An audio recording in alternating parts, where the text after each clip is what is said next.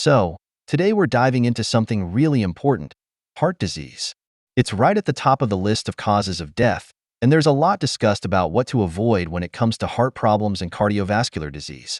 But today, the focus is on what to eat to clean out your arteries, whether you already have heart issues or you're just looking to prevent them. We're going to talk about all the things you can add to your diet to help support your heart and vascular system. We will get into exactly what should be eaten, but also, it's important to mention what shouldn't be eaten. This is a brief overview to help understand why the focus is on these specific foods today. So, where do heart problems actually begin? Well, they start inside the arteries. There's a super thin layer of cells lining the inside of the arteries, and it's called the endothelial layer. This layer is only one cell thick, but it's incredibly important. It's permeable, which means it lets things pass back and forth, and it lines not just the arteries, but also the vascular system and lymphatic system. It's involved in filtering blood, like in the kidneys, and it plays a huge role in controlling blood pressure, hormonal interactions, and even the immune system. So, whatever's in the blood can affect this layer. Things like smoking or drinking, toxins from these substances, can really mess with this endothelial layer. It's important to note the word chronic here. People who do these things chronically, not just occasionally, are at much greater risk. If someone is constantly exposing their arteries to smoke, alcohol, poor food choices, or stress, that's when things start to get bad. And it's not just about smoking and drinking. Sugar, refined carbohydrates, and even gluten and grains can irritate this endothelial layer too. Seed oils like canola, soy, corn, and cottonseed oil are also huge culprits. When this endothelial layer gets damaged or irritated, it triggers an inflammatory response. This is where things get interesting. The body starts this healing process, and that includes creating proteins and fibrous tissue, called fibrin, which, along with cholesterol and calcium, makes up plaques or clots. Now, there are some really good tests out there to measure these changes, and it's recommended to get them. One of them is the coronary artery calcification test, or CIC test. It's definitely best to aim for a 0 result. It's a really good predictor of long-term heart health. Another test that's recommended is the heart rate variability test. This measures how the heart and blood vessels are contracting and relaxing. It's super useful, especially for people who think they're healthy because they look good on the outside, like long-distance runners. One might be surprised to find that some of them, even though they're fit, can have issues like inflammation in their arteries. So, looking healthy on the outside doesn't always tell the whole story. Also, the size of LDL particles can be checked. This is important because there's a type of LDL called oxidative LDL, which is much more problematic. This particle can get deeper into the arterial walls, creating inflammation and lasting longer than the more benign form of LDL. It's just one of those things to keep an eye on, and there's a test to measure this too. There's also homocysteine, which is a biomarker that can indicate a B vitamin deficiency. If homocysteine levels are high, it means there's a deficiency in some essential B vitamins, like folate, B6, and B12, which are crucial for protecting the inside of the arteries. If homocysteine is high, it means a higher risk of heart attack or stroke.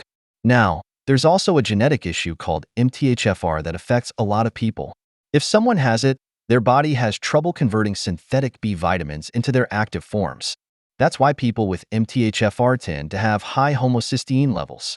A simple fix is to eat more natural folate, not the synthetic folic acid that's often added to processed foods and supplements. So, avoid folic acid and look for natural folate instead. Let's also talk about calcium in the arteries. This happens when there's not enough of a protein that helps prevent calcium buildup in soft tissues, including the arteries. That protein is controlled by vitamin K2. So, making sure there's enough K2 is important to keep that calcium out of the arteries. Another important nutrient for artery health is vitamin E. It's a powerful antioxidant that protects the endothelial layer from damage. One of the foods that depletes vitamin E is refined grains, which are also full of gluten. Even gluten-free refined grains can spike blood sugar, which is something that's definitely not wanted happening in the arteries. So, with all of that in mind, let's dive into what should be eaten to protect the heart and clean out the arteries. First up is foods rich in omega-3 fatty acids, like salmon, other fatty fish, and sardines. These are essential for heart health. Cod liver oil is also great because it's packed with omega-3s. It's suggested to have it once or twice a week as a protein source. Next on the list is olive oil.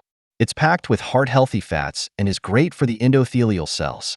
But make sure to get extra virgin olive oil from a reputable source. There's a lot of fake olive oil out there, so look for high-quality options from places like Italy, Greece, or Spain. Then, dark leafy greens. These are loaded with vitamin C, folate, magnesium, and potassium. It's a great idea to drizzle olive oil on these greens to help absorb the phytonutrients, since many of them are fat-soluble. When it comes to cheese, real Parmesan is great, but make sure it's the authentic stuff, not the fake, cellulose-filled American version. Authentic Parmesan from Italy is loaded with vitamin K2, which helps keep calcium out of the arteries. Nutritional yeast can also be added to salads. Just make sure it's not fortified with synthetic vitamins, but rather with natural forms of B vitamins like B9 and B12. Another great food is raw sauerkraut, but it has to be raw, not pasteurized. Raw sauerkraut is a fantastic source of probiotics, vitamin K2, enzymes, and other gut-healthy nutrients. Next up, avocados. They're full of healthy fats and vitamin E, which is great for heart health. Pair them with other heart-healthy ingredients like raw sauerkraut. Let's not forget berries. Blueberries, blackberries, and raspberries are packed with antioxidants like vitamin C. They help combat free radicals that can damage the arteries. And then, there's garlic. Garlic is known to help balance cholesterol levels and promote overall cardiovascular health. It can be used in cooking or added raw to salads for an extra boost. All of these foods are a big part of the Mediterranean diet, which is well known for its cardiovascular benefits. This diet focuses on healthy fats, omega-3s, and plenty of fruits and veggies. Finally, don't forget about nuts and seeds, especially walnuts, chia seeds, and flax seeds. These are loaded with omega-3s, fiber, and other nutrients that support heart health. So, that's the rundown. These foods can help support the heart, prevent problems, and even reverse some damage.